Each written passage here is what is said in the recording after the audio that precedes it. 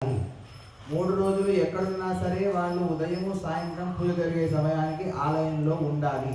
ఇవి నియమాలు కంకణం కట్టుకున్న వాళ్ళు. ఇలా ఈ 3 రోజులు కూడా పూజా కార్యక్రమంలో పాల్గొనాలి. కంకణం అనగానే మనం ముందుకు వచ్చి కట్టించేసుకున్నారు చాలా మంది. మరి మీ వల్ల అవుతుందో లేదో కానీ మరి ఇది నియమం. మరి అలా ఈ 3 రోజులు కూడా ఆ నియమాల్ని అనుసరించాలి. అందుకే కంకణం కట్టుకున్నారు. ఈ కంకణం కట్టుకోవడంలో ఇంకో అంతరార్థం ఏంటి అంటే యజమానంత్వాహం రుణే అంటాం. అంటే మీరు యజమానులుగా ఇక్కడ మీరు కూర్చున్నారు. అంటే ఈ 3 రోజులు జరిగే ఉత్సవంలో ఎటువంటి మంత్రలోపాలు ఏమైనా జరిగితే కనుక ఆ మంత్రము ఆ దోషం అంతా కూడా బ్రహ్మగారికి వెళ్తుంది.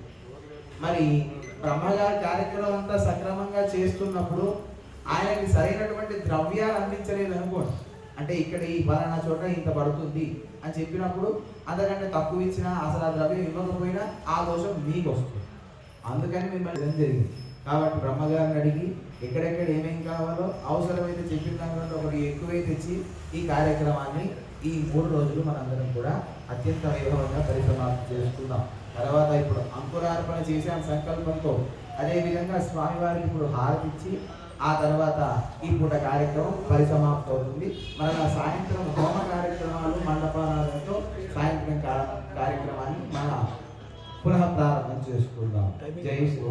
సాయంత్రం 6 గంటల సమయానికల్లా ప్రారంభం అవుతుంది.